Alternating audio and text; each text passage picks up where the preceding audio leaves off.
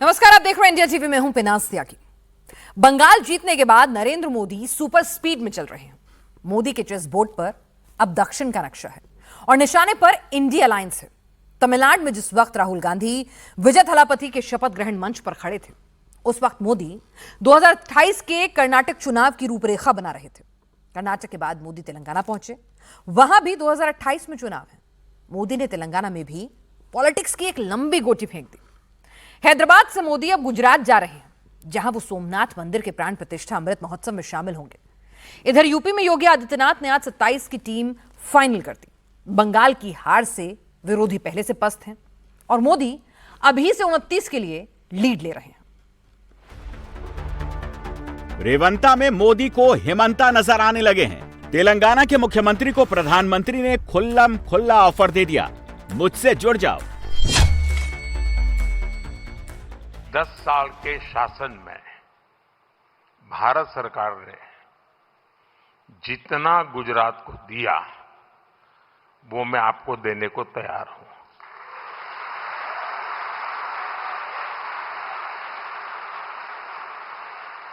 लेकिन मेरी जानकारी से मैं आपको बता देता हूं कि जैसे ही मैं ऐसा करूंगा, आपको जो अभी मिल रहा है वो आधा हो जाएगा।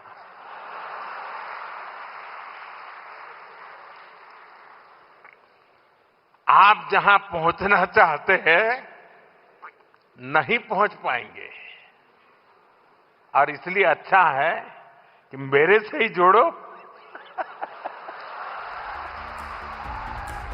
सी जोसेफ विजय यनुमनान।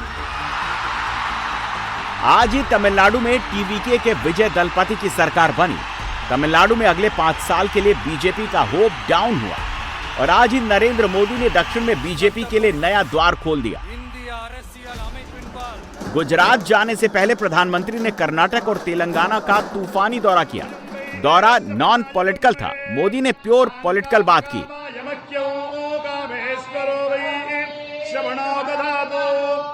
आप ही का हूं, आप ही के बीच आया हूं और आप ही के लिए आया हूं, और जहां हूं वहां भी आप ही के कारण हूं।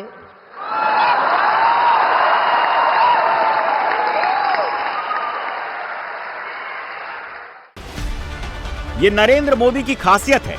मोदी वहां से भी सियासत का दांव चल देते हैं जहां कोई सोच नहीं पाता। तमिलनाडु में तो खैर पिक्चर का पूरा सीन ही पॉलिटिकल चल रहा है, इसीलिए वहां नरेंद्र मोदी के लिए खुला मैदान है। तमिलनाडु में कांग्रेस और डीएमके के बीच जो कुछ भी हुआ, कांग्रेस ने टीवीके की सरकार में शामिल होने के लिए डीएमके को जैसे धोखा दिया, उसे मोदी ने जड़ से पकड़ लिया। नरेंद्र मोदी ने इंडिया अलायंस की पार्टियों को सावधान करना शुरू कर दिया है।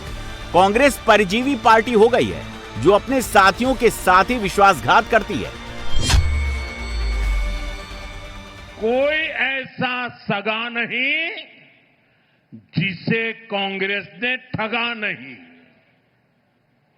अभी तमिलनाडु में ही देखिए, 25-30 साल से कांग्रेस का डीएमके के साथ घनिष्ठ संबंध था। डीएमके के साथ गठबंधन ने कितनी ही बार कांग्रेस को संकटों से बाहर निकाला, और 2014 के पहले 10 साल उनकी जो सरकार थी वो भी डीएमके के कारण टिकी थी। लेकिन क्या हुआ, जिस डीएमके के साथ 25-30 साल का जीने मरने का नाता था, हर पल जो डीएमके कांग्रेस की भलाई के लिए काम करती थी, लेकिन जैसे ही सत्ता का खेल कहीं और मुड़ गया, तो सत्ता के लालच में सत्ता भूखी कांग्रेस ने पहला मौका मिलते ही डीएमके की पीठ में छुरा भोंक दिया। साउथ में मोदी की पार्टी का स्टेक अभी छोटा है। बीजेपी के पास साउथ में कोई राज्य नहीं है। आंध्र प्रदेश में बीजेपी सत्तारूढ़ गठबंधन की जूनियर पार्टनर है। साउथ में कांग्रेस ताकतवर है। राहुल गांधी की पार्टी ने अभी अभी केरलम का चुनाव जीता है, लेकिन कांग्रेस में कंफ्यूजन ऐसा फैला कि केरल में सीएम का सिलेक्शन नहीं हो पा रहा है। कर्नाटक में पिछले 3 साल से सीएम और डिप्टी सीएम झगड़ ही रहे हैं। तभी मोदी को यह कहने का मौका मिल जाता है कि कांग्रेस का इंटरेस्ट सिर्फ कुर्सी में है। दक्षिण से बढ़ते हैं उत्तर की ओर। मंडल और कमंडल को मिलाकर योगी आदित्यनाथ ने एक नया मंत्रिमंडल बनाया है। योगी को आगे रख के बीजेपी ने यूपी में जो किया उसे दूसरी कोई पार्टी नहीं कर सकती। 27 में बीजेपी का अगला बड़ा इम्तिहान है। जाति और धर्म का बैलेंस बनाकर योगी ने 27 विजय के लिए प्रस्थान किया है। बीजेपी 24 का सबक सीखकर बहुत ही सावधानी से एक एक कदम फूंक फूंक कर रख रही है।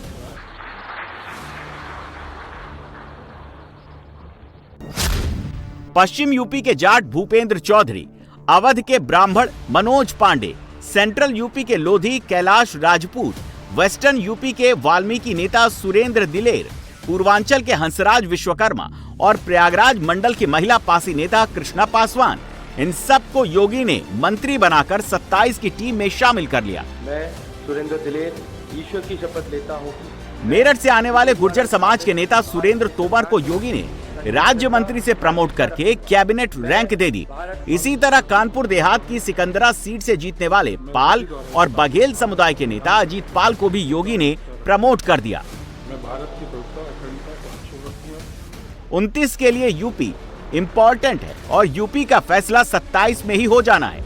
इसीलिए मोदी की पार्टी सारे कील कांटे दुरुस्त कर रही है। देश में इस वक्त 3 फॉर्मूले चल रहे हैं। नरेंद्र मोदी ने राष्ट्रवादी हिंदुत्व का श्योर शॉट फॉर्मूला सेट किया है।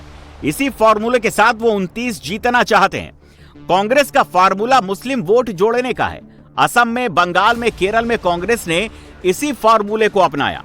समाजवादी पार्टी के अखिलेश यादव का फॉर्मूला पीडीए से आगे बढ़ने का है।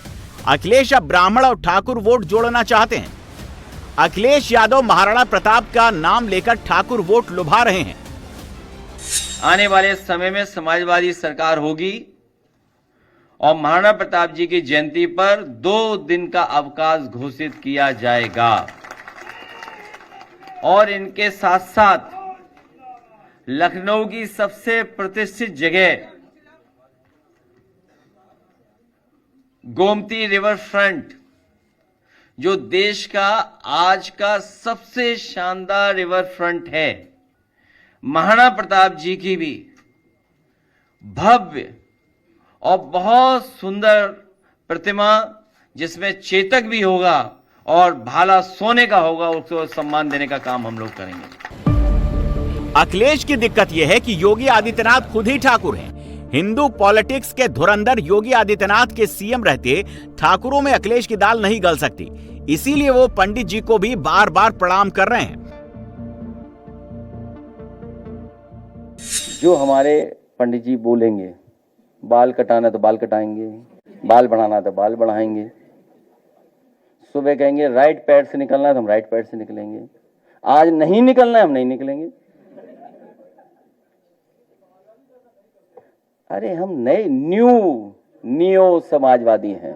उसकी वजह से हम जो वो कहेंगे, जैसे उन्होंने 2012 में सरकार बनवाई थी हमारी, उनकी हर बात में मानूंगा 100% और फिर 2027 में सरकार समाजवादी पार्टी बनाएंगे। अखिलेश 1%, 2% की पॉलिटिक्स कर रहे हैं। जहां से भी जुड़ जाए अखिलेश कुछ जोड़ना ही चाहते हैं, क्योंकि पहले बिहार और अभी अभी बंगाल ने साबित कर दिया कि अखिलेश केवल मुस्लिम वोट के सहारे 27 जीतने का सपना भी नहीं देख सकते। देखिए, अखिलेश बाबू पूरी तरह फ्रस्ट्रेशन में हैं। अब उनको नजर आ रहे हैं दिन में तारे, और 27 में प्रचंड बहुमत से भाजपा आ रही है। मैं निश्चित रूप से कह सकता हूं कि अब समाजवादी पार्टी लगभग समाजवादी पार्टी की ओर आगे बढ़ रही है और पूरी भारतीय जनता पार्टी का कुनबा मोदी जी के नेतृत्व में हम सब लोग संगठित होकर 300 से अधिक सीटें उत्तर प्रदेश में लेकर आए। बंगाल का चुनाव और बिहार का चुनाव संदेश दे दिया है। विपक्ष के लोग पता लग गया है। जिस दिन बंगाल का रिजल्ट आ रहा था उस दिन अखिलेश जी 4 घंटा भी होश थे। 24 में अखिलेश ने पीडीए वाला प्रयोग किया था, जिसका उनको फायदा मिला। आंकड़ों से समझते हैं कि पीडीए ने 22 के मुकाबले 24 में सपा का वोट कैसे बढ़ाया। 22 में सपा को 83% यादव वोट मिले, 24 में 82% यादव वोट मिले। यादव वोट के मामले में कह सकते हैं कि सपा सैचुरेशन पॉइंट पर है, लेकिन अन्य जातियों के मामले में फर्क साफ दिखता है। 22 में सपा गठबंधन को 25% कुर्मी वोट मिले, 24 में 34% कुर्मी वोट मिले। 22 में सपा प्लस को अन्य ओबीसी जातियों के 23% वोट मिले, 24 में सपा प्लस को अन्य ओबीसी जातियों के 34% वोट मिले। 22 में सपा प्लस को 9% जाटव वोट मिले थे, 24 में यह बढ़कर 25% हो गया। 22 में सपा प्लस को 23% गैर जाटव दलित वोट मिले, 24 में यह बढ़कर 56% हो गया। मुस्लिम वोट 22 में सपा गठबंधन को 79% मिला, 24 में सपा और कांग्रेस को 92% मुस्लिम वोट मिले। पीडीए फॉर्मूले का सीधा फायदा सपा गठबंधन को हुआ, नुकसान बीजेपी का हुआ। योगी आदित्यनाथ 24 की गलती से सबक सीखकर आगे की राह तैयार कर रहे हैं। योगी की पॉलिटिक्स का बड़ा कैनवास हिंदुत्व का है। माइन्यूट लेवल पर योगी मंडल को साध रहे हैं। अखिलेश केवल जातियों के जोड़तोड़ से आगे बढ़ने की कोशिश कर रहे हैं। राहुल गांधी अभी क्विक फिक्स फार्मूले पर भी हैं। 99 चुनाव हारने के बाद भी राहुल ये समझ नहीं पा रहे कि अगर आज चुनाव हो जाए तो 99 सीट भी नहीं पा सकते। लगभग पूरे उत्तर भारत में कांग्रेस साफ हो चुकी है और दक्षिण में भी उसका स्कोप घटता जा रहा है।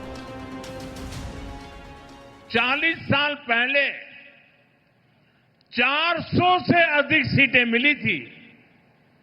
वो पिछले 3 इलेक्शन में सब कुछ मिलाकर भी 100 का आंकड़ा छू नहीं पा रहे हैं। लेकिन कांग्रेस और उसके साथियों का अहंकार इतना अधिक है कि अपनी पराजय के लिए भी वो पूरी दुनिया को दोष दे रहे हैं। संविधान, लोकतंत्र, संवैधानिक प्रक्रियाएं, कोर्ट, इनके प्रति भी घृणा मेरे सार्वजनिक जीवन में मैंने कभी भी किसी भी मेन स्ट्रीम पॉलिटिकल पार्टी को ऐसा करते हुए नहीं देखा था। वो इतनी निराशा की गर्त में डूबे हुए हैं कि गाली गलौज के सिवाय, बद्दी भाषा का प्रयोग करने के सिवाय अब उनके पास कोई एजेंडा नहीं बचा है। मोदी की बात को खुद कांग्रेस के नेता ही साबित कर देते हैं। बंगाल में कांग्रेस सिर्फ 2 सीट जीत पाई है।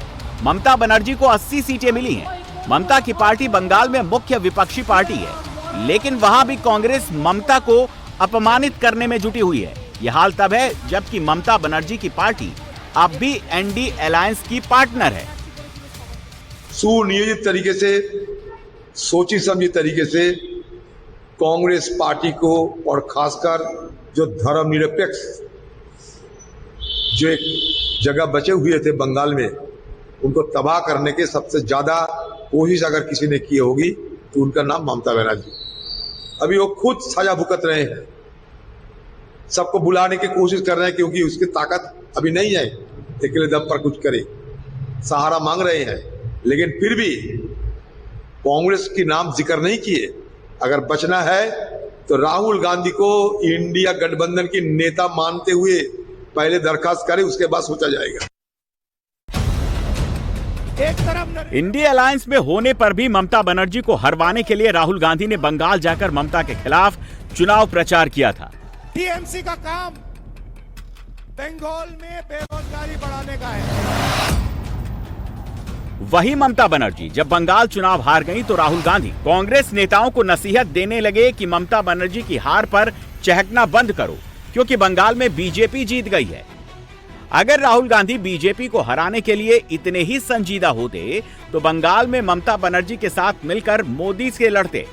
ममता के साथ मिलकर वो बीजेपी को हराने के प्रयास करते, लेकिन तब राहुल ममता को हरा रहे थे और अब राहुल की पार्टी ममता बनर्जी को अपमानित कर रही है। बंगाल पर 15 साल राज करने के बाद ममता बनर्जी चुनाव हार गई। हार के बाद अब वो फिर से खड़ी होने की कोशिश कर रही हैं। আমি বলবো জোট বাঁধুন। আমরা সবাই চাই একটা যৌথ প্ল্যাটফর্ম তৈরি হোক, যে প্ল্যাটফর্মে অল পলিটিক্যাল পার্টি যারা বিজেপির এগেনস্টে, এমনকি আপনারা যদি বলেন লেফটিস্ট, আমার কোনো ইগো নেই, আমি সবাইকে নিয়েই চলতে চাই।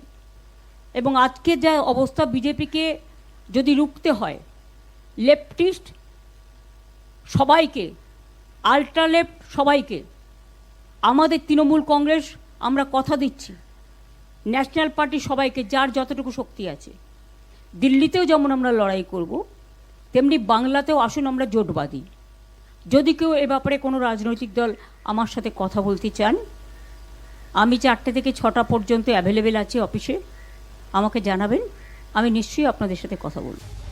इंडिया अलायंस में कांग्रेस के साथ लेफ्ट भी ममता बनर्जी के साथ है। ममता लेफ्ट से भी मदद मांग रही हैं।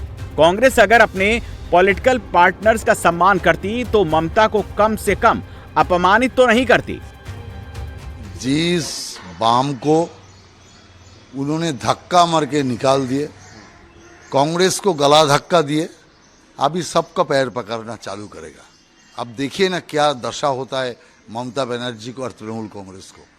अभी इधर उधर सबको पैर पकड़ के चलेगा, लेकिन कोई उनका साथ नहीं देंगे, कारण सब उनको जान लिया कैसा हिंसा, कैसा जो दमन नीति उन्होंने चलाया, बंगाल को पीछे धकेल दिया। कोई पार्टी साथ नहीं देगा और इसीलिए वो भटकते हुए आत्मा का तरह आप भटकते ही रहेंगे, भटकते ही रहेंगे। एक तरफ बाकी दल हैं, दूसरी तरफ बीजेपी है। नरेंद्र मोदी की पार्टी 2020 स्टाइल में पॉलिटिक्स का मैच खेल रही है। आज यहां, कल वहां। एक टीम बंगाल में, दूसरी टीम कर्नाटक में, तीसरी टीम गुजरात में, चौथी टीम यूपी में। किसी भी दूसरी पार्टी के पास इतनी बड़ी टीम नहीं है। तेलंगाना में 2.5 साल बाद चुनाव है। मोदी ने वहां अभी से मेहनत शुरू कर दी। कर्नाटक में 2 साल बाद चुनाव है। कल अमित शाह ने कर्नाटक के चित्रदुर्ग का दौरा किया। भारत माता की। और आज मोदी बेंगलुरु पहुंचे। गुजरात में 1.5 साल बाद चुनाव है, वहां मोदी पहुंचने वाले हैं। जब नरेंद्र मोदी इतना कुछ कर रहे हैं तो उनकी पार्टी भी चार्जअप हो जाती है। अगली बार यहां भी प्रचंड बहुमत से, अगली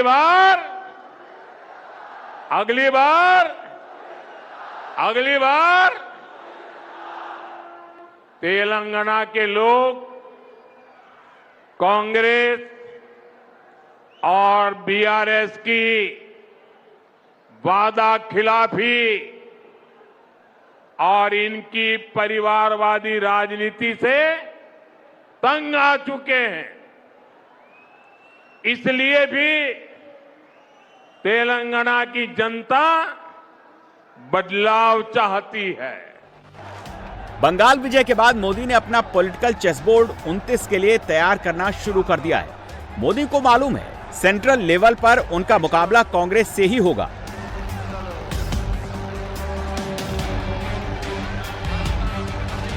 अनेक राज्यों में क्षेत्रीय दल लड़ेंगे, लेकिन विपक्ष की डोर कांग्रेस से बंधी होगी। मोदी उस डोर को ही काटने में लगे हैं। मोदी इंडिया अलायंस के दलों को भी बता रहे हैं कि मुझसे दोस्ती करोगे तो परमानेंट दोस्ती मिलेगी, कांग्रेस से दोस्ती करोगे तो कांग्रेस पहला मौका मिलते ही पीठ में छुरा घोंप देगी। देश के सिर्फ 3 राज्यों में ही अभी कांग्रेस के मुख्यमंत्री बचे हैं। सिर्फ 3 राज्य। कांग्रेस कहीं भी हो, इनका एक ही मॉडल है, पहले झूठ बोलो और फिर भूल जाओ। चुनाव जीतने के लिए आसमान से तारे तोड़ करके लाने के वादा करते हैं और सरकार बनने के बाद ये बहाने करने लगते हैं। इस वक्त देश में जितनी भी पार्टियां हैं उनमें से कोई भी पार्टी बीजेपी की तेजी का मुकाबला नहीं कर पा रही है। पिछले 6 महीने के अंदर 3 राज्यों में मजबूत रीजनल पार्टियों का सफाया हो चुका है। बिहार में आरजेडी, बंगाल में टीएमसी और तमिलनाडु में डीएमके। रीजनल छत्रपों के कमजोर होने से इंडी अलायंस की ताकत घटी है, एनडीए की ताकत उसी अनुपात में बढ़ी है।